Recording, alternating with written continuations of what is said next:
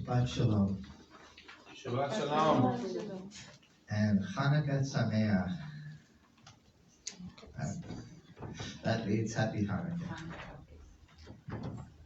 Okay.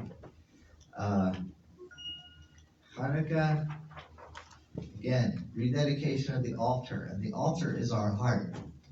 So we have to rededicate our heart. Keep our heart pure. Watch the motivations of our heart. Our thoughts and motivations. Watch the input. Because our heart is really our soul. And I'll tell you why. Okay, that our heart is our soul. Because it's our heart that pumps the blood through our system, right? And according to the word, our soul is connected to our blood. So our heart is pumping the blood soul. So the heart and the soul pretty much are one. Okay. And the heart is the altar. And it's on the altar that you offer up a sacrifice unto the Lord. In ancient times, but it's really us, it's our heart. What are we offering up to the Lord? And that's really important to get ready for the days to come. Because if there's anything before the Lord on our heart, God's going to you've given him the right by believing in Yeshua to deal with the issues that are in the way. He is a jealous God, and he will have no God before him. Who is like unto him? That's what Maccabee means. Who is like unto you, O Lord? Who is like unto you? Okay, there's none comparable. So, the name of the portion is called MIKETZ. Okay, it's very interesting because the Mem stands for the waters. Okay, there's 3 letters. You see, Josh, can you make it real big? MIKETZ. You have it on your notes too, right next to the top where it says MIKETZ, right there. Meaning like the waters of the end. Ketz is the term for the end. What end? The end. The end of everything. It's all over. It's all finished. It's done. Meaning when Messiah physically comes back to the earth, when Yeshua went to the cross, he said, it is finished. It's done. Okay, so there are types and shadows of this throughout the scriptures. Hey, Carol, it's good to see you. It's good to see you. Okay, so you're going to see this word end, although it's not going to seem like it's talking about the end. It is. Because there's something about scriptures. I just found that piece that goes into the tripod. My backpack. Okay. But anyhow. The ketz, the end. Okay. It's whenever you see that, there's another word for the end of days. It's called the Acharit Yamim. Yamim. Okay, so we're getting close here. Okay. Now, when I say close, by God's standard, that might be 300, 400 years. Okay. But I'm saying that we are getting close. We're closer than we ever were. 2,000 years ago, they weren't as close as we are now. Okay. Back then, it was 2,300 so years or so. But now, we are close. We are close to the end. And at the end, he's looking for a bride without spot or blemish. Well, how can you not have spot or blemish unless the conviction of the Holy Spirit is upon your life? How can you be free of spot or blemish if you have things in your life that are distracting you? If you're putting anything before God. Yeshua said at the end, he talked to 7 churches. And the last one, he said that he called them lukewarm. You're neither hot or cold. And Do you know what? There is no Hebrew word for lukewarm. Did you know that? So to God, lukewarm is like something that's in your stomach that you got to get out, and it's going to come out either through spitting or vomiting. Okay? So therefore, he says, because you are lukewarm, I'm going to vomit you out. Okay? He says, you either be hot or cold. Now, who wants to be cold? Who wants to be hot for the Lord? Fired up for the Lord. There's no option.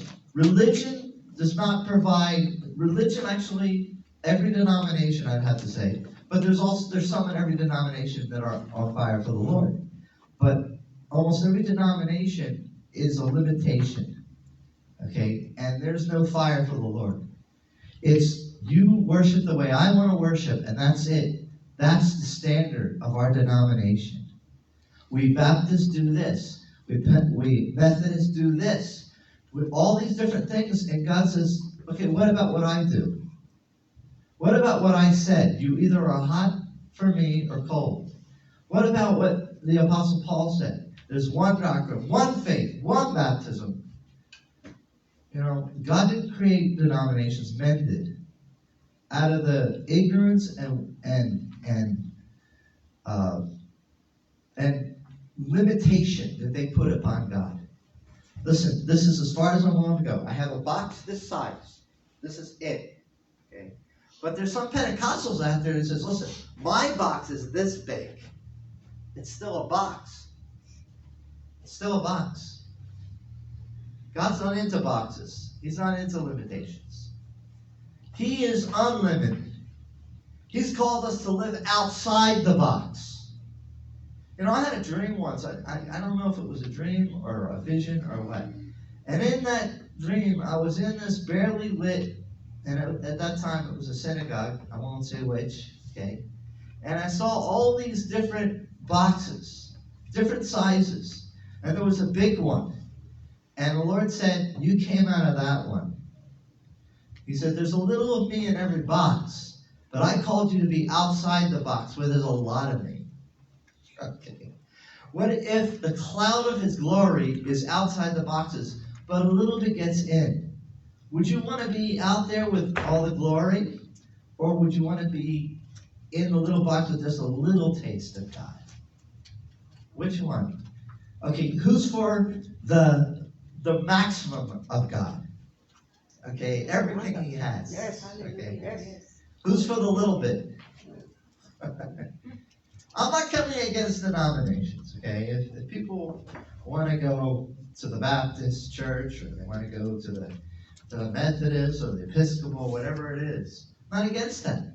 But you are putting yourself on a limit, on a limitation. If you don't understand, when people are free and celebrating and worshiping because you're not used to it, don't judge them. Because they are free. They are more outside the box than you. The moment you you think that they're crazy is the moment you don't understand the unlimited, the supernatural. Okay? Some people are more free than others. It's okay. Don't be jealous. Don't be upset. If anything, you got to find it in your own heart. Why am I so limited? I don't want to be limited. Okay? So we worship a long time because I got to get into the presence of the Lord. I know that's selfish. I want to be in the presence of the Lord. So we worship until I get in. And when I'm praying and I'm asking the Lord the songs for each Shabbat, Lord, you give me the songs. And I get a lot of songs. Sometimes it's just a few, but they're powerful. Okay, but what I'm saying is, He knows He is welcome. And we don't say we're going to do 3 songs for the Lord and go on with the teaching and the collecting of the offering and all that. We don't do that. Okay? What is the Spirit of the Lord? What does the Spirit of the Lord want? Without limitations on time or anything. Oh, time is up for the service. No. I picture in the future us being in a place where we can worship till midnight every Shabbat. Yeah, maybe even on other days of the week. You know, it's going to be something else soon, and we better be ready to throw away everything all of our limitations, because He operates fullest in the unlimited. Okay, this is what He had to teach the children of Israel. This is what He had to teach the sons of Jacob. So we were talking last week. This week's portion of MIKETZ covers from Genesis, Bereshit, 41:1 to 44:17, and for the Hatorah portion, 1 Kings 3:15 to chapter 4, verse 1. Okay. This portion, last week's portion, we were covering the life of Joseph. Everything about the life of Joseph in last week's portion is about the first coming of Yeshua. The first coming of Messiah. Everything that Joseph suffered is what Messiah suffered.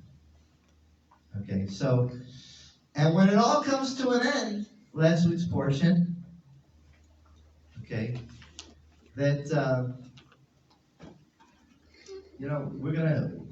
we're gonna find out, okay, what, Joseph ends up in Egypt. Okay?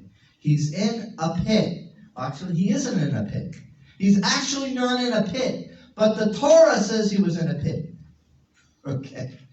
So let's go from there. Okay?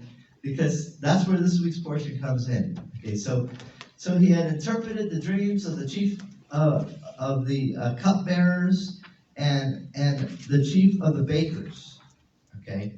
The baker was hung, and the cupbearers lifted up his cup again to Pharaoh.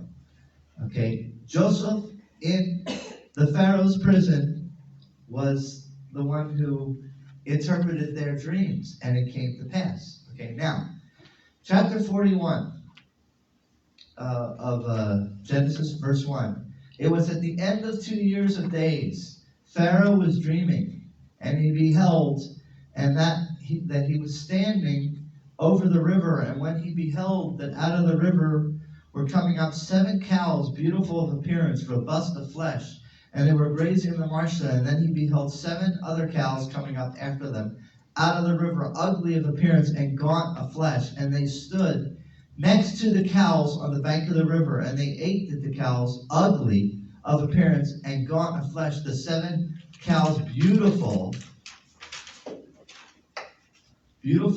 of appearance, which were robust.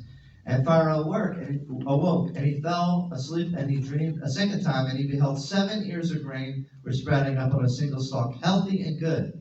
And he beheld 7 ears of grain, thin and scorched by the east wind, were growing after them. Then they swallowed up the ears that were thin, the 7 ears that were healthy and that were full. And Pharaoh awoke, and indeed it had been a dream. And it was, in the morning, agitated was his spirit. So he sent and he called all the necromancers of Egypt and all its wise men. And Pharaoh related to them his dream, but none could interpret them for Pharaoh. Then speak up did the chief of the cupbearers. See, after Yoseph interpreted the dreams of the chief of the cupbearers and the chief of the bakers, Yoseph asked the chief of the cupbearers, chief of the cupbearers, okay, when you get restored, please remember me. I'm in prison. I don't deserve to be here. It says after 2 years, he forgot the cupbearers. Now, you got to understand, we have to wait on God's timing. It's perfect. You know what the Jews say this was? On the day that the cupbearers, the cupbearer, the chief of the cupbearer, remembered Joseph because Pharaoh had a couple of bad dreams. Okay? This was on Rosh Hashanah, Yom Teruah. Okay? And that's what the rabbis say that this time was. Okay? And after 2 full years, I want you to think as 2 as also like 2,000. Israel, almost 2,000 years. And then they came back.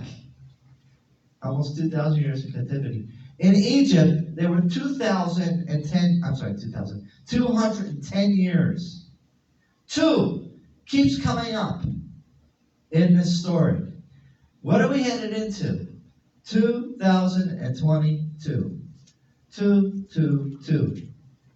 Something is coming to a completion. Okay? So, anyhow, so a wise man couldn't interpret it. So this is what the chief of the cupbearers says. Then speak up to the chief of the cupbearers to Pharaoh, saying, my transgressions I mentioned today. Pharaoh was angry at his servants, and he placed me in the custody of the house of the chief of the butchers, me and the chief of the bakers. Now pay attention to this. He placed me in the custody of the house of the chief of the butchers. Was he in a pit? No, he was in a house. It was a prison house. It was probably a very big house for the high prisons. Today even, the wealthiest prisoners go into really nice prisons with tennis courts and with internet service and all sorts of stuff. It's almost like living wealthy in prison. Well, this is kind of like what this house was, where Yoseph was at, okay? So Pharaoh was angry at his servants, and he placed me in the custody of the house of the chief of the butchers, me and the chief of the bakers. We dreamt a dream on the same night, I and he, each man, according to the interpretation of his dream did we dream. And there was with us a youth, a Hebrew, a slave of the chief of the butchers, and we related them to him, and he interpreted for us our dreams. Each man, according to his dream, he interpreted. And it was that just as he interpreted for us, so did it happen. Me he restored to my post, and him he hanged. So Pharaoh sent and called for Yoseph, and they rushed him from the pit. He shaved and he changed his clothes, and he came to Pharaoh. Okay? This is really important, because what's happening here is an incredible event that we are actually going to participate in the future. A prophecy, a prophetic word, hidden, a secret thing hidden in the word. Okay? The MIKETZ, at the end of 2 years, the end. We're talking about something that's going to happen at the end, but it's a type and shadow. It's something that is being revealed about the end, but it's not the end. It's something God is showing us through the life of Yoseph. Okay, so first of all, when Joseph came into Egypt, he was 17 years old. But now he's 30. So how long has he been in Egypt? 13 years. Okay, 13 years. He's 30 now. When did Yeshua start his ministry? At the age of 30. Okay? Okay, so go on to page 2. Now, at the end of last week's portion, it was the chief of the butchers and the chief of the cupbearers. Okay? And the chief baker ended up getting hung, while the chief cupbearers got restored. Okay, now this is really important. Okay, Messiah is the bread and he is the wine. He is the meat and he is also the wine. You remember Yeshua said, "Unless you eat my flesh and drink my blood, you're not worthy of me." Here these two were. Okay, these two prisoners that Joseph interpreted their dreams. Okay, now let's go on to what I just read in Genesis 41:14. Pharaoh he called for Yosef, and they rushed him from the pit. He shaved and he changed his clothes, and he came to Pharaoh. Okay, so first of all, Pharaoh sent. Okay, called for Yosef, rushed him. Now this is what it says in the Hebrew. Let's see, there we go. They rushed him from the pit. Min habor. You know what that is? That's a pit. But he wasn't in a pit. He was in a house. Why is it translated as a pit? Because the boar represents death. He was taken. This is a revelation of the resurrection of the dead at the end. Okay? So that's why it's called he was taken from the pit. You could also say the earth is like a pit.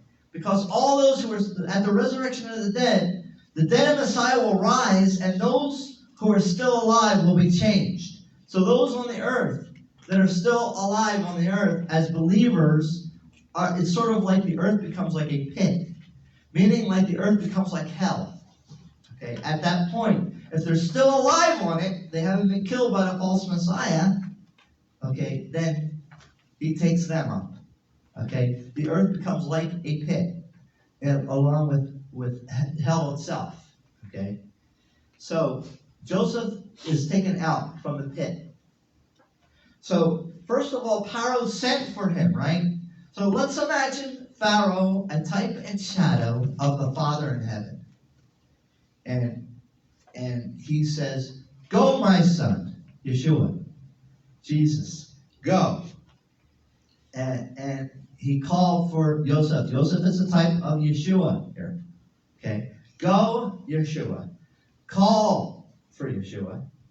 And rush him. Okay, go get your bride. Okay, now, that's one side of it. So, the Father says, go, get your bride. Okay? There's another side of it. Okay? Yoseph is also the believers. Those who are dead in Messiah, and those who are still alive. And he says, the Father says, I am sending my son, go get my bride. Go get her. Okay? And they rushed him. Now, doesn't the scripture say, in a twinkling of an eye, at the last trump, the dead of Messiah will rise, and we who are alive and remain shall be changed. So, in other words, this is an event, a Rosh Hashanah, Yom Teruah, which means the new year, but it also means the day of the awakening blast of the shofar.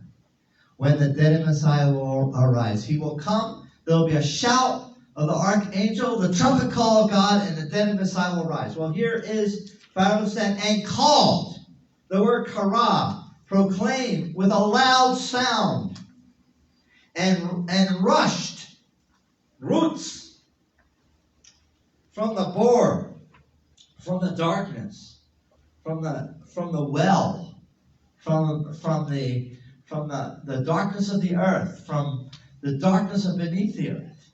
Okay? So he's pulled up. Okay, so now he was in the house of the butchers. It's now called the pit. Remember that. Okay? The earth is sort of like a prison. When the time comes for Messiah to get his bride, the earth's going to become like a prison. Now, even though we are born again, even though we're on this earth, we are not in prison, are we? Okay? Well, look at Joseph. Look at Joseph. He wasn't in a prison, but it was like a prison. Because he didn't belong there where he was at. Okay, so it's like a prison. We don't belong on this earth. We are here. Okay, ultimately we're waiting for our redemption to be taken to a city whose builder and maker is God. Abraham was looking for a city. It says, I think in Galatians, a city whose builder and maker was God. And that city is the New Jerusalem. That's in heaven. Okay, it's to get his bride and bring her to the place that he has prepared for her. Okay. So up till now, we saw the story of Yosef and the suffering and the wilderness. It's a picture of the walk of the believers, how we wherever we go, we're favored and we're blessed. Like Joseph was favored and blessed wherever he went. And everybody was blessed on account of him. Okay, and this is what is coming for us. And then, at the end, it's like we are then taken up. Okay, so So his coming out of prison and going before Pharaoh is a picture of the resurrection. And going before Pharaoh is a type and shadow of going into heaven to be before the Father. Okay? So, let's go on to page 3. He shaved. Okay? And he changed his clothes. Okay? That's really important. Okay? So, first he sends Yeshua who calls for the part. Look at the commentary in the middle, page 3. First he sends Yeshua who calls for the part of his bride who is in the bore of the earth in the resurrection of the dead in Messiah. And those who are believers are still alive are changed in a similar manner. She quickly rushes to him, pure and spotless from the perfecting process, clean shaven of persecution, and standing in the faith till the end. That's what the clean shaven part is. That she's gone through persecution. She stood with God, even though everybody rejected her. That is a bride that's been shaven and ready. Okay? And so she gets a new body. She changes her clothes. That's our resurrected body. It's not like our physical body we have right now. Okay? It's like Yeshua's body. So what's happening to Yoseph is a type and shadow of our resurrection. But it's also a type and shadow of the resurrection of Yeshua as well. Because he was taken out too. He went down to the bore, the pit, and Abraham's bosom, and he came up in the same way. So there's a type and shadow there. And what happened to Yeshua? He became second in command of the whole earth. The Father and Yeshua, Pharaoh. And we're going to find out Joseph is going to become the second in command of Egypt. Okay. All right, so he gets this new body. Okay, and I have all these scriptures. Okay, for instance, the pit, Yeshua ascending out of the pit would be in Zechariah 3 and Ephesians 4, 8-10. You don't have to go there. Okay, and a picture of the resurrection of the dead for us would be Matthew 24, 30 and 31. 1 Corinthians 15, 50-57, and 1 Thessalonians 4, 15-18, which I've already quoted to some degree to you. Okay, so looking now at chapter 41, 15-46. So Pharaoh said to Yoseph, "A dream did I dream, but an interpreter there is none for it." So now he's interpreting Pharaoh's dream. "For now I heard about you saying that you hear into a dream to interpret it." And Yoseph answered Pharaoh, saying, "That is beyond me. It is God who will respond with the welfare of Pharaoh." And Pharaoh spoke to Yoseph, in my dream, I was there standing upon the bank of the river, and I beheld that out of the river came out 7 cows, robust of flesh, and beautiful of form, and they were grazing in the marshland. And I beheld 7 other cows came up after them, scrawny and ugly of form to the extreme, and emaciated of flesh, and I have not seen their like in all the land of Egypt for ugliness. And they ate up the cows that were emaciated, that were ugly, the 7 cows that came first, that were robust. They came into their insides, but it could not be discerned that they had come into their insides, for their appearance remained as ugly as it was at first. In other words, they still remain ugly, gaunt cows, although they ate up all the good ones. Okay. I then saw in my dream, I beheld the 7 years of grain were sprouting up in a single stalk. Okay, so he goes over the dream again, right? And he says, none of the necromancers in verse 24 could help me or tell me the meaning. And Joseph said to Pharaoh, the dream of Pharaoh is but one. That which God is going to do is doing, he told to Pharaoh. The 7 cows that are good are 7 years they are, and the 7 years that are good, 7 years they are. A single dream it is. And the 7 cows that are emaciated and that were ugly, that came up after the 7 years they are, similar to the 7 years that are empty, scorched by the east wind. There shall be 7 years of famine. This is the matter, the word that I have spoken to Pharaoh. What God is doing, he has shown to Pharaoh. Indeed, 7 years are coming, and abundance it is vast throughout all the land of Egypt. Then will arise 7 years of famine after them, and forgotten will be all the abundance of the land of Egypt. Consumed will the famine that land. And unknown shall be the abundance in the land in the face of the famine that will be afterwards, for severe it will be to the extreme. As for the repetition of the dream to Pharaoh 2 times, it is because ready stands the matter from before God, and hastening is God to do it. Now seek should Pharaoh a man who is discerning and wise, and set him over the land of Egypt. Proceed should Pharaoh, and he should appoint appointees on the land, and he shall prepare the land of Egypt during the 7 years of abundance, and let them gather all the food of the good years. These that are approaching, let them amass grain under the hand of Pharaoh for food in the cities and to safeguard it. The food will be a security reserve for the land against the 7 years of the famine that will occur in the land of Egypt, so that it will not perish the land in the famine. Appear good did the manner in the eyes of Pharaoh and in the eyes of all servants. And Pharaoh says to the servants, could we find another like him? Who is like unto you, O Lord? Who is comparable to you? Here is a type and shadow of Yeshua. Could we find another like him, a man who has the Spirit of God in him?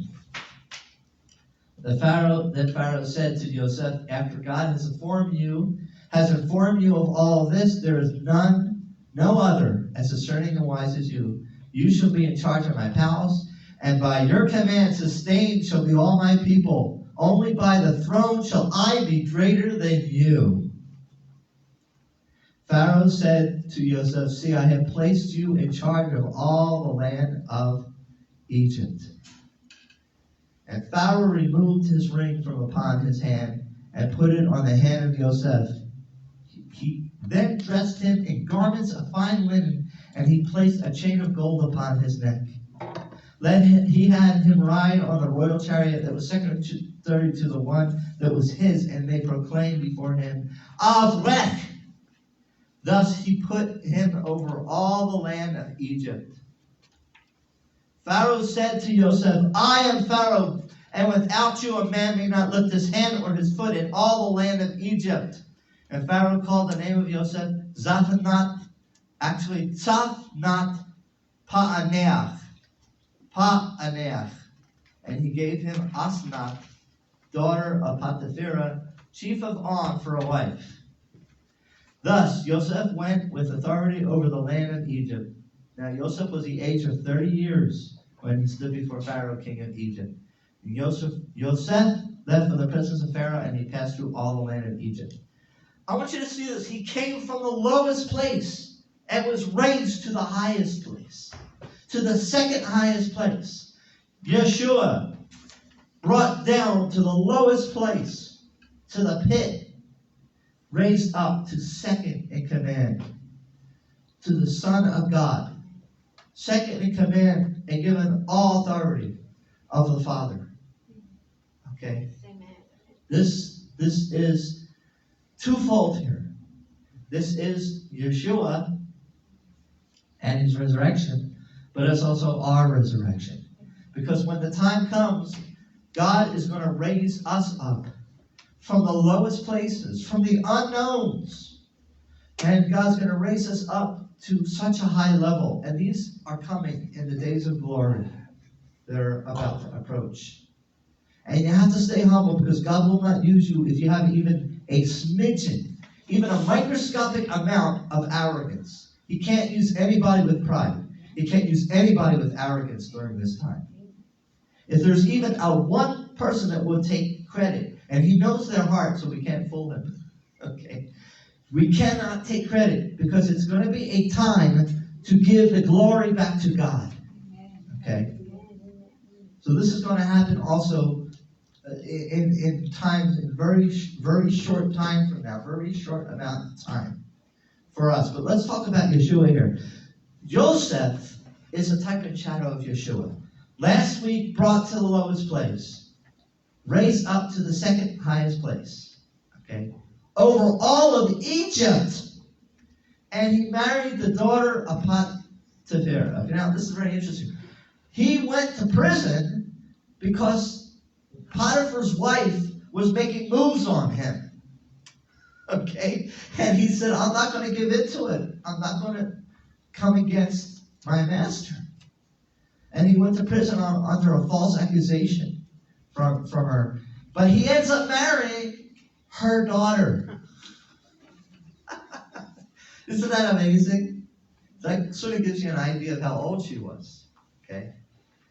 So, anyhow, So God has a way of redeeming things. You know why?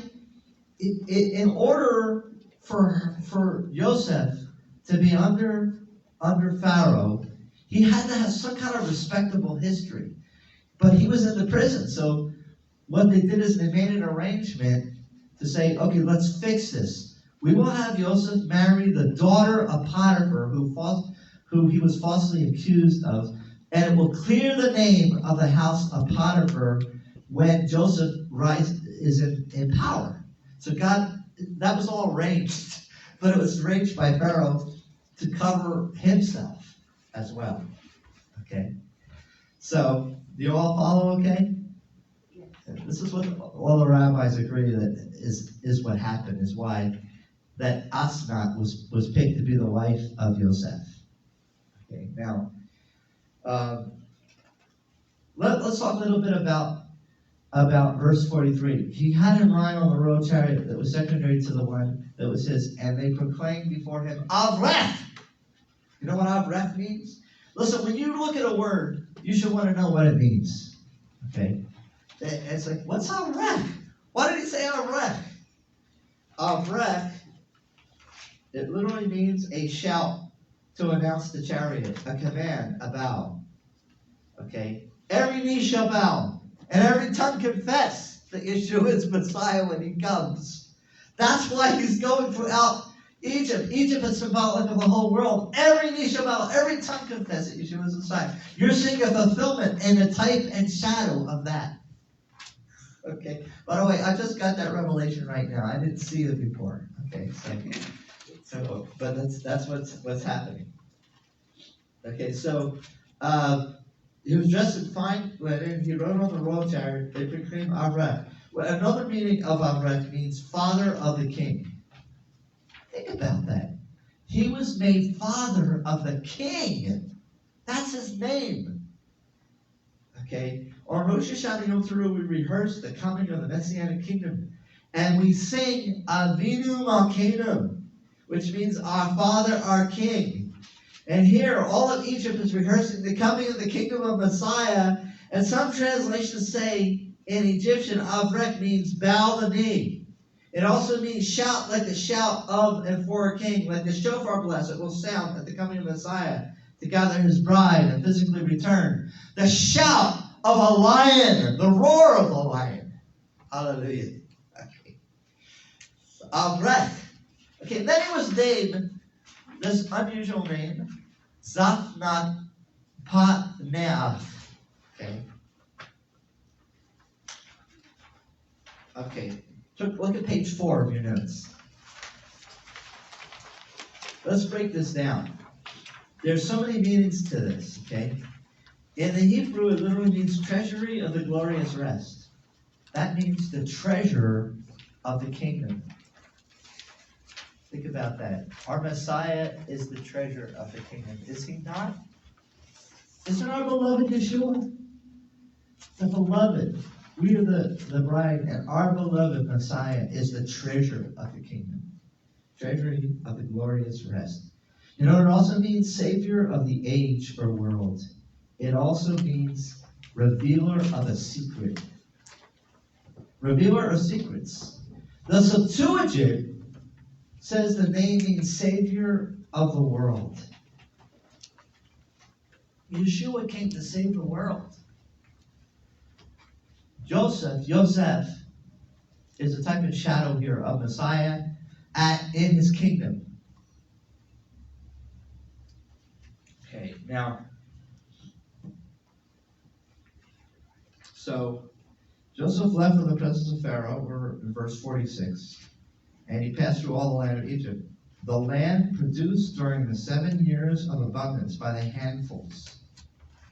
He gathered all the food of the 7 years a plenty, and came to pass in the land of Egypt. And he placed food in the cities, the food in the fields that are in each city around it, and he placed within it. You know what? I forgot to tell you the meaning of Zaphnath. I'm sorry, not Zaphnath, Asnath. Okay? I know this may sound kind of weird, okay? But I'm giving you the Hebrew names, okay? Do you know right before the word Asnath is two letters, okay? An aleph and a tav. You know, the aleph and the tav it means the beginning and the end. It's never translated in any Bible, and it appears thousands of times throughout the Hebrew Scriptures. It's a term for Messiah. It's a term for the Father. So when you see the et, the aleph and the tav, before a name, it means God is given special attention to that name. The name of his wife was Asnath. You know what it means? Look in the middle of page 4. Asnath means belonging to the goddess Nit. Okay, a weird name for a god, right?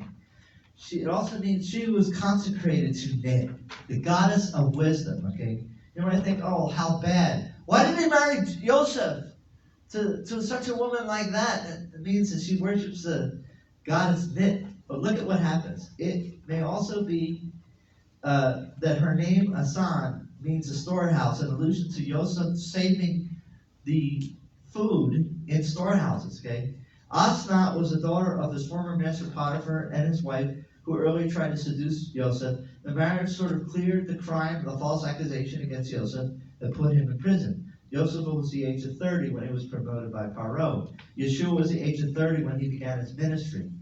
Passing through all the land of Egypt in verse 46 is symbolic and a type and shadow of Messiah establishing his rule and authority over the whole earth. Now let me add something to that. Yeshua came for a bride. And that bride, before she was cleaned up, was a worshiper of false gods. Okay? But remember, our marriage cleans up the name. Do you know why? Because when Asnath, belonging to a goddess, Nit, okay, when she married Joseph, she got his name. So she no longer has her name.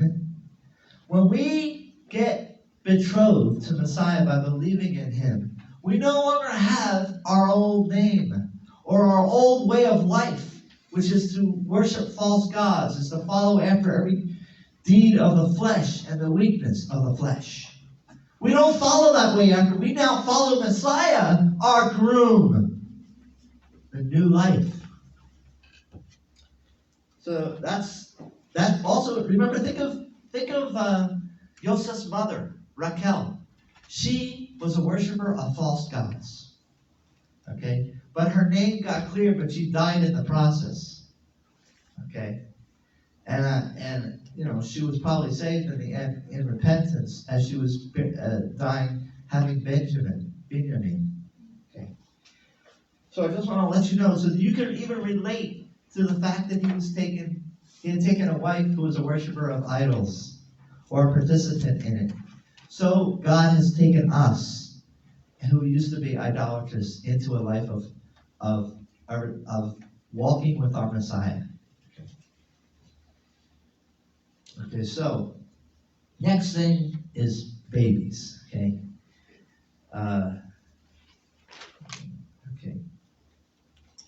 So in verse 48, he gathered all the food of the 7 years that came to pass in the land of Egypt, and he placed food in the cities, the food of the fields, of each city that are around it, and he placed within it. Yosef amassed grain like the sand of the sea, a great abundance, until the point that he ceased counting, for there was no number. Then to Yosef were born 2 sons before there were come the year of the famine, whom she bore to Asnath, daughter of Potiphar, chief of On. And Yosef called the name of the firstborn Menashe. And I know it says Manasseh in your Bibles, but it's Menashe. For this is why he called his first son Menashe. For he made me forget God has all my hardship and all my household of my father. And the name of the second he called Ephraim, for he made me fruitful, God has, in the land of my suffering. Okay. Came to an end the 7 years of abundance that were in the land of Egypt, and began the 7 years of famine to approach, just as Yoseph had said. There was famine in all the lands, but in all the land of Egypt there was bread. It hungered. All the land of Egypt did, and the people cried out to Pharaoh for bread. Said Pharaoh to all of Egypt, go to Yoseph, whatever he tells you, you should do. When the famine was over all the face of the land, When the famine was over all the face of the land, Yoseph opened all the storehouses that had grain in them, and he sold provisions to Egypt, and intensified the famine in the land of Egypt. All the surrounding lands came to Egypt to buy provisions to Yoseph, for intensified had the famine in all the lands. Chapter 42. Joseph saw that there were provisions being sold. Jacob saw that there were provisions being sold in Egypt, and Jacob said to his sons, why do you make yourselves conspicuous? And he said, indeed, I have heard that there are provisions being sold in Egypt. Go down there and purchase for us from there, that they may live and not die, that we may live and not die. So they went down to the brothers of Joseph, 10 of them, to purchase grain from Egypt. But Benjamin, the brother of Joseph, Yaakov did not send with his brothers, for he said, lest there should befall him a disaster. So came his sons of Yis'rael to buy provisions among those arriving, for there was famine in the land of Canaan. Okay, now, pay attention. Now we're in the years of famine, and his brothers have to go. And where do they have to go? Remember last week's portion? For those of you who were here, last week's portion, Joseph had a dream in which his brothers and his mother and father were bowing down to him. They're sheaves. Okay. Well, now we're going to see this fulfilled. Sometimes it takes a while for prophecy to be fulfilled. In this case, Joseph was 30 when he started. Now 7 years of famine, 7 years of blessing in the land came forth. So he'd be 37. He was probably 40 when his brothers came to him. Okay, about 40 years old. He had been away from the land of his fathers for ever since he was 17. So now it's 23 years. Okay, so he has 2 sons, and he names the first one. The firstborn, God made me forget. God has all my hardship in my household. Did he forget? No. He didn't forget. He was remembering. That's why he was saying, but my suffering is not bad as it was. So I'm now through this son, through this child, I'm now, I'm no longer in pain from my past. But actually what he was doing was acknowledging his pain is still there. But he's saying, but through this child, I can now move on. I can forget. Okay, but he wasn't literally saying, I'm going to forget. Okay, and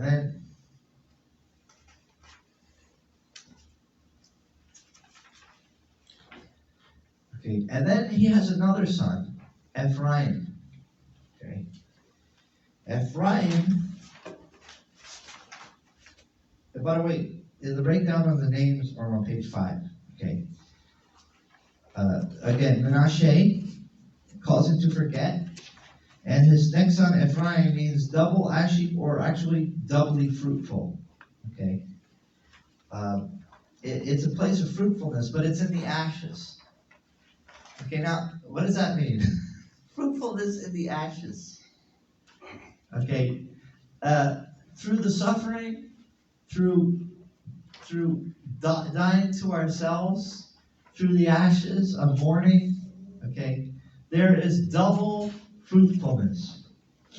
That's kind of like what it means. Its root word is to bear fruit.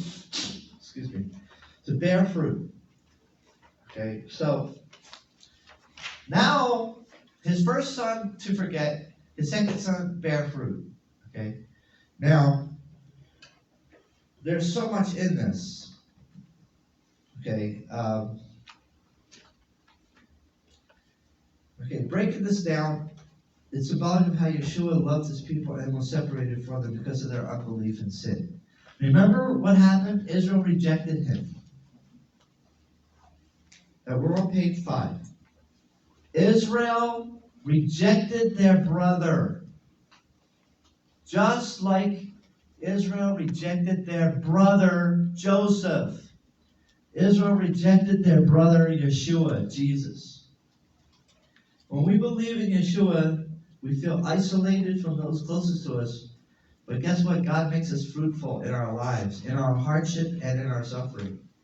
So we become leaders and preservers of people. His message in us is to save people, right? When we become born again, his message in us is to let everybody else become born again. Okay? So, in Amos 8, 11, and 12, if you could turn to that.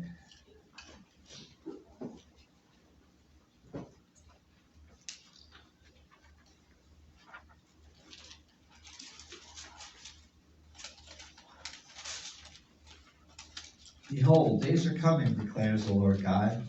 I will send a famine on the land, not a famine of the bread or thirst for water, but rather for hearing the words of the Lord. So people will stagger from sea to sea and from north even to east. They will go to and fro to seek the word of the Lord, but they will not be able to find it. A famine of the hearing of the word of the Lord. In the time of famine, do you get hungry? Right? There's no food, right? Well, there's going to be a famine of there's going to be a famine of the hearing of the word of God, because people will reject the word of God. We are living in those days right now, in a famine of the hearing of the word of God. This is where hunger and thirst is going to come from. When people stop following men and teachings of men and start again hungering and thirsting for the truth. A famine of the hearing of the word of the Lord. This is what is symbolic in Menashe. This is what is symbolic in rejection and that they can't handle. They don't like what you have to say. Okay, but then something changes. And the glory of the Lord comes. And suddenly you become a light. Suddenly you become a leader. And suddenly Isaiah 60 happens. Okay. Turn to Isaiah 60. And suddenly you get doubly fruitful. Okay. Doubly fruitful. But you have to start out with loss. The double ashy. And that's why we talk about Menashe, forgetting. Okay, that's Isaiah 60. Arise, shine, for your light has come, and the glory of the Lord has risen upon you. Behold, darkness covers the earth, deep darkness of peoples. But Jehovah will rise upon you, and his glory will appear upon you, and nations will come to your light, and kings to the brightness of your rising. Lift up your eyes and around about, and see they gather together, they come to you. Your sons will come from afar, your daughters will be carried in their arms. Then you will see and be radiant, and your heart will thrill and rejoice, because of the abundance of the sea will be turned to you. The wealth of the nations will come to you. A multitude of camels will cover you. The young camels of Midian and Ephah. All those from Sheba will come, and they will bring gold and frankincense and bear good news of the praises of the Lord.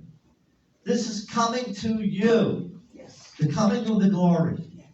Okay, is coming to you. Where you will shine, and it's not going to be for you, it's going to be because the glory is just a reflection of him. Praise our Lord, yes. Okay. And he will be shining through you, and people will be drawn to it. But right now, they hate you. Okay? And if you stand up for God and his word and his Torah and his times and the seasons, they will hate you. Okay? You will double ashi. Okay? But yet comes the double fruitful. Okay? So Menashe, I've forgotten all the suffering. Why did I forget? Because of my second son.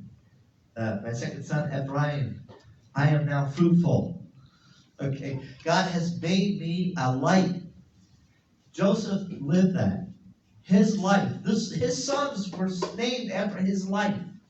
Separated from his family, separated and rejected. And then his heart is his son, his second son Ephraim is the hope of restoration. Restoration. Ephraim is restoration. And it's coming.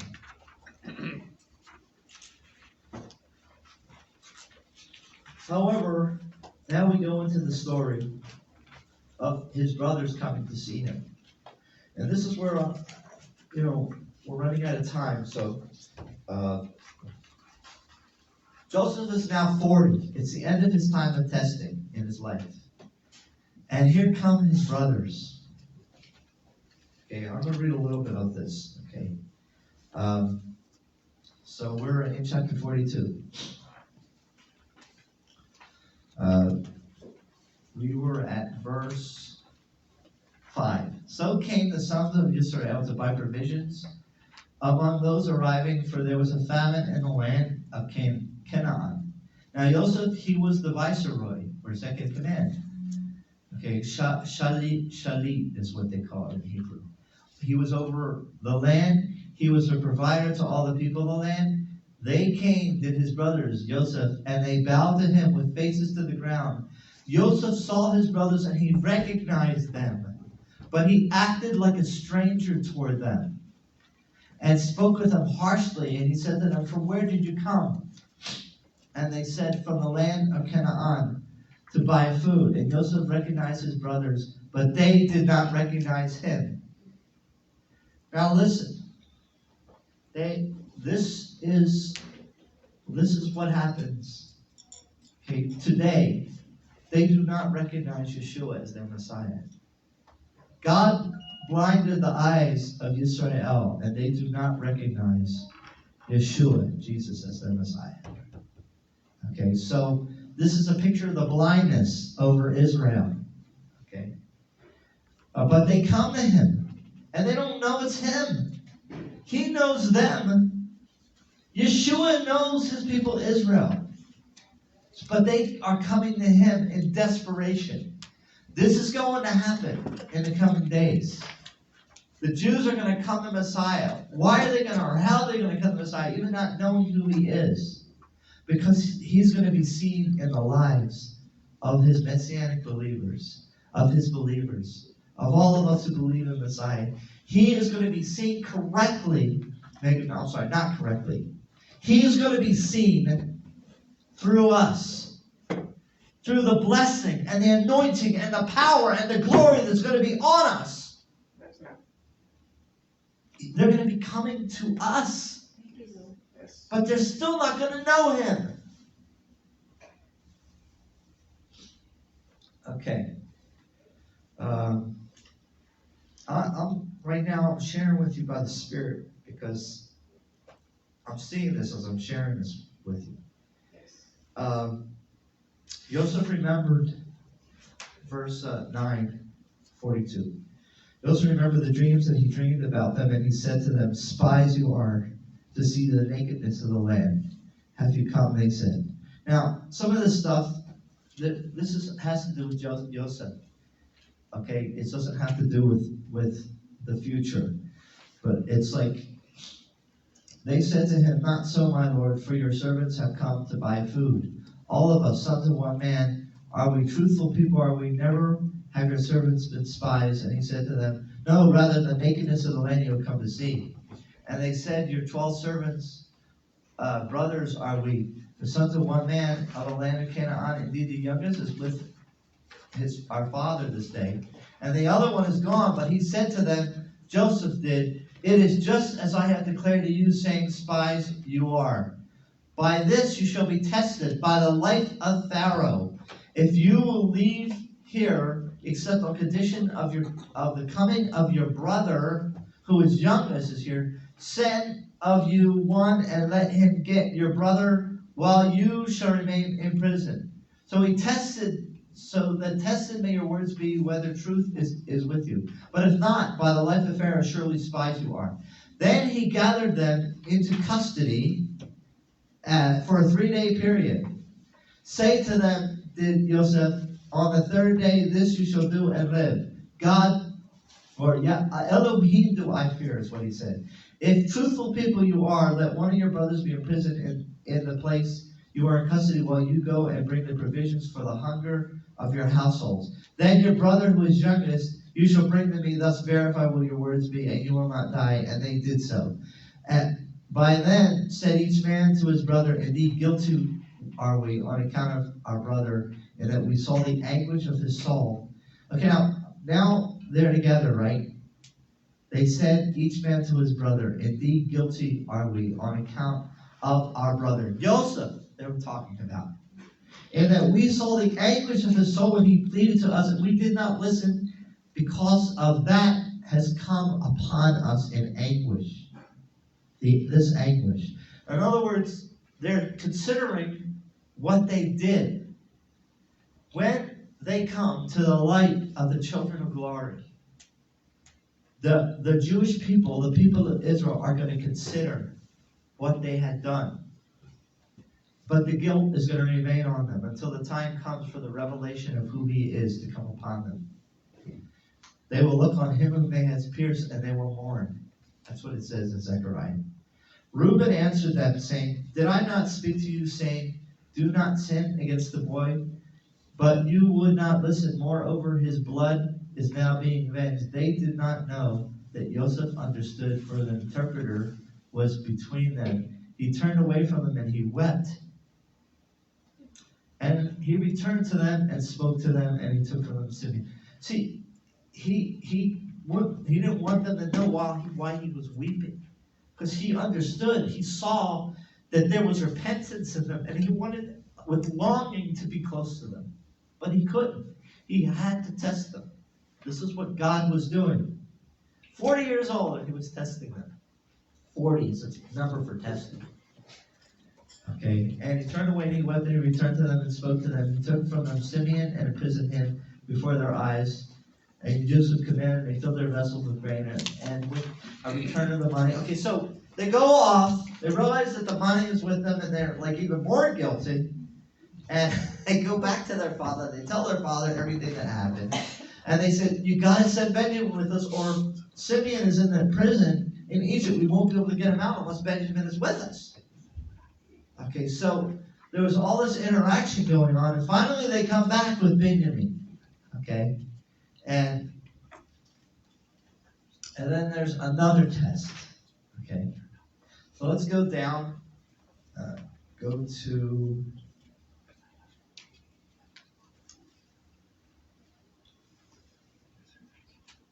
I'm trying to figure out where it begins. When they go back, by the way, and this is just for information on page 6, Yaakov gives them an extra tribute to give to Joseph. He didn't know it was Joseph, but an extra tribute. And all those preach about the suffering of Messiah. All of them. But that's for your information, for your study. Okay? It also preaches about his resurrection. And you can read all that in the commentary. Okay.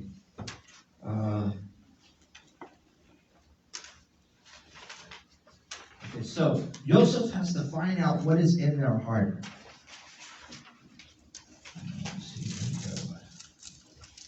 I'm trying to find the part where they come back. Okay, chapter 43. The famine was severe in the land, and it was when they had finished eating the provisions that they had brought from Egypt, he said to them, their father did, go back, buy for us a little food. But he said to him, Judah did, saying, sternly warn us to the man, saying, you shall not see my face unless your brother is with you. If you have the will to send our brother with us, we will go down and we will buy for you food. But if you do not send him, we will not go down. For the man said to us, you shall not see my face unless your brother is with you. Then Israel said, why did you cause harm to me by telling the man that additionally you had a brother? And they said, persistently asked the man about us and our family, saying, is yet your father alive? Do you know, do you have a brother? And we told him according to these words. Could we possibly have known that he would say, bring down your brother? Then Judah said to Israel his father, send the lad with me, and let us rise up and go, and so we'll live, and we will not die. Also we, also you, also our children. I will personally guarantee from my own hand, you can demand him if I do not bring him back to you, and stand him before you that I have sent to you for all time. Okay, so the father eventually said, go, but I'm gonna die, and I'm going to be miserable if you don't bring Benjamin back. Why? Because Benjamin was the immediate brother by the same mother, Rachel, the immediate brother of Yoseph. Yoseph wanted to see his physical brother, directly physical to his mother. Okay, so say to them that Israel their father, if it must be so. So he gives them all the extra stuff that I just told you about that you can study on your own. Okay. Okay, so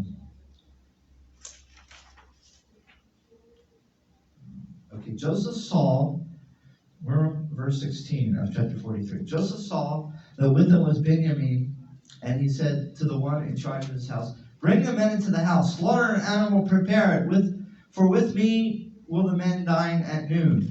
The man did as Yosef said, and the man brought the men to the house of Yosef, and the men became frightened when they were brought to the house of Yosef, for they said, it is because of the matter of the money that was returned in our sacks. Remember? When he sent them off, he didn't send them off with just grain. He sent them off with the money. So they thought there was some kind of mistake and they were going to be in trouble.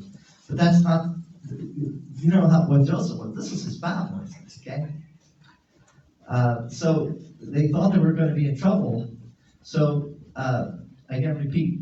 Men became frightened, verse 18, when they were brought to the house of Yosef, and they thought it was because of the matter of the money that was returned in our sacks. Originally, that we were being brought in order to fabricate a charge against us and to pounce upon us and to take us for slaves along with our donkeys. They approached to the man who was in charge of the house of Yosef and spoke to him at the entrance of the house, and they said, if you please, my lord, we had indeed come down originally to buy food, but it happened when we arrived at the inn and opened our sacks that we beheld the money of each one was in his sack. It was our own money by its weight. So we have brought it back in our hand. And other money we have brought down in our hand to buy food. And we do not know who put the money in our sacks. He said, peace be with you. Okay, he said, Shalom Aleichem. Do not fear, your God and the God of your father has given you a hidden treasure in your sacks. Okay. Your money came to me, and he brought out to them Simeon. And the man brought the men into the house of Yosef. He gave water, and he washed their feet. And he gave feed to their donkeys. They prepared a tribute before the arrival of Yosef. That's a tribute that their father Yaakov gave to them. At noon, for they had heard that they would eat bread. And Yosef came to the house, and they brought to him a tribute that was in their hands into the house, and they bowed down to him to the ground. You see that they keep bowing down to him? It's the fulfillment of the dreams. He asked them, and have their peace, and he said, is he at peace? Your father who is aged, of whom you spoke, is he still alive? They said, at peace is your servant, our father, he is still alive. And they bowed their head and bowed down to the ground. Then he lifted up his eyes, and he saw Benjamin, his brother, the son of his mother. And he said, is this your brother who is little, of whom you spoke to me? And he said, God be gracious to you, my son. And Joseph rushed, and kindled was his compassion for his brother, and he wanted to weep. So he went into a room and wept there, and he washed his face and went out, and he fortified himself. And he said, serve bread. And they served him by himself, and then by themselves, and the Egyptians who ate with them by themselves. Because the Egyptians could not bear to eat with the Hebrews bread, for loathsome it is to Egypt. They were seated before him, the firstborn according to his seniority, and the youngest according to his youth, and astonished were the men, each man to his fellow. And he served portions that had been before his face to them, and increased was a portion of Benjamin over the portion of all their brothers. 5 times they drank and became intoxicated with them. So they were having a good time. Okay. And he instructed the one who was in charge of his household, saying, fill the sacks. Okay. He tested them again. This time out of a longing for his brother. So he went and he gave them all food to go back, but he put his chalice, his cup, in Benjamin's sack. Okay. Then he created this story. Let's read. Okay. When they had left the city, in verse 4 of chapter 44, they had not gone far when Joseph said to the one in charge of his house, rise up, chase after the men. When you overtake them, you are to say to them, why have you repaid evil in place of good? Is not this the one that my master drinks from it, and he regularly divines with it?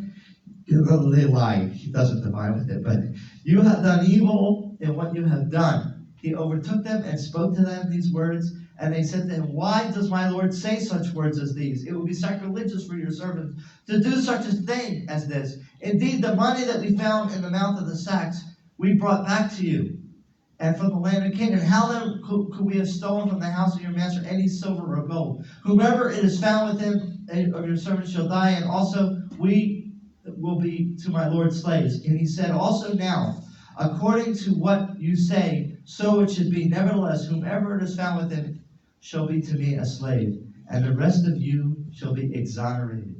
They hurried, and each man lowered his sack to the ground, and they opened each man his sack, and they searched for the oldest of they began, and with the youngest they ended, and found was a goblet in the sack of Benjamin. And they rent their garments, and they reloaded each man on his nugget, and they returned. And Judah arrived with his brothers to the house of Joseph, and he was there.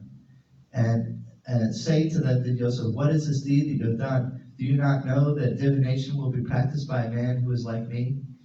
Yehuda said, what can we say to my Lord? What can we speak? And how can we justify ourselves? God has found us sitting as servants. Here we are as slaves to my Lord. Also we, and also the one that was found to have the goblet in his hand. But he said, it would be sacrilegious for me to do this. The man who was found to have the goblet in his hand, only he shall be to me as a slave. And after you go up in peace to your father. Okay. So, here's the next test. What's going to happen? You're going to have to wait until next week for that. Okay. Because what we're seeing here is the beginning of the redemption of Israel. And in the future, there's going to be, it says in Romans 11, that the whole nation of Israel is going to be saved. It says in Zechariah, they will look on me whom they have pierced, and they will mourn for him. Okay, so next week is when it's going to be the portion where Yoseph reveals himself to his brothers, and the salvation of a whole nation. Okay, but I want you to see the tool of it is Benjamin, is Benjamin. He is the tool that God uses. Benjamin means son of my right hand, the brother of Yosef. Everything in the life of Benjamin is about the suffering and the resurrection of Yeshua. Everything in the life of Joseph is about the suffering and the resurrection of Yeshua. And who were they born to? Rachel. Rachel was an idolater. But yet, who are we? God is going to make in us his story. He has taken a bride, and he has removed our pagan ways from us. He has removed our wrong ways from us. He has taken our sin away, and our lives are going to be a picture of Messiah. His death, burial, resurrection, and his life, and his victory, and his authority, and his power, and his glory. That's our life. That's what he's going to make of us. Into the image and likeness of his Son. It says in the beginning, God created man in his image and likeness. And through Yeshua, though man lost it through the sin in the garden, through the sin of the tree, it's going to get restored. Okay, it's all going to get restored. Okay, and we are going to become, through believing in Yeshua, through the blood of Yeshua, become in the image and likeness of God. Okay, so you'll see. That's out of this portion. So everything that happened in the life of Yosef is following closely to the life of Yeshua. And everything in the life of Yosef is following closely to the life of a believer. When you believe in Messiah, your testimony is in Yosef. Your testimony is in Yeshua. Okay? And the testimony of Yosef is the testimony of Yeshua. Okay? So next week we'll talk about the coming of the Lord and how it's connected to the Torah portion. Okay? The physical coming of the Lord. But isn't it interesting that the name of this portion, MIKETZ, means the end? It's the end because when Messiah physically comes to the earth, it will be the end of all the pain and suffering. It'll be the beginning of the kingdom of God on the earth. Abba, I just ask, Lord, for you to help to seal this understanding, Lord. I see it. I break down. It brings me to tears, Abba, every time I read this story, Lord. Abba, because I know, Lord, what you're trying to do in all of us. You're trying to make each of us. We are each now, once, at one time, your Rakia, your, what's the Rakia, Josh? I forgot the name of it. It's the expanse. Yes, the expanse. Lord, the expanse, Lord, the heavens, Lord, are your artwork, the canvas. But now we are your canvas, Abba, in which you are writing the story of your Son, his death, burial, resurrection, and his second coming, Abba, is written inside of us, Lord, so that we could be a witness, Lord, to many people and bring many people out of their darkness, out of their idolatry, into the light of Yeshua, Lord, into the understanding of who you are, Abba, that you are always looking for a new art piece, a new work to do, Abba, and that all the souls would not be lost. Abba, you sent the Savior of the world, Lord, Yeshua, Lord. And Lord, Joseph was like the Savior of the world, Abba. And Abba, I just thank you, Abba, for where you're taking us, Abba, and what you're calling us to do, Lord. And it's a big responsibility. And you're looking for the humble and the broken and contrite. Lord, Abba, may we become everything you intend us to be, a bride without spot or blemish, Abba. Ready to do your will, ready to work your works in the earth, ready to restore the ancient path to people so that they don't have to follow men and the teachings of men. You already gave us everything we need to know in your Torah. You gave us everything we need to know in your prophets and in the writings, Abba, and in the scriptures and in the new covenant, Abba. And I thank you, Lord, that we would take these things, Abba, very carefully, Abba, and use them that they would bring you glory, Abba, and your glory would shine and reflect through us, Lord. Abba, that you would take us to heavenly places to see Yeshua, that you would take us beyond the natural, Abba, beyond the possible, Lord. Abba, the impossible, Lord, beyond the limitations, Abba, to the unlimited. Hallelujah. In the name of Yeshua. Thank you. Yevarechecha Yehovah v'yishmarecha. Ya'er Yehovah panav alecha v'yichunecha. Yisa Yehovah panav alecha v'yasem lecha shalom. Yehovah bless you and keep you. Yehovah lift up his countenance upon you and be gracious to you. Yehovah lift up his face upon you and give you peace. In the name of our Sar Shalom, our Prince of Peace, Yeshua HaMashiach. Amen. Abba, you are the beginning and the end, the Aleph and the top. Lord, I ask that everybody who's watching this, even now or in the future, Lord, will be blessed, Lord, and will be touched, Lord, and be transformed by the knowledge of your word, Abba. In the name of Yeshua. Shabbat Shalom. Shabbat Shalom.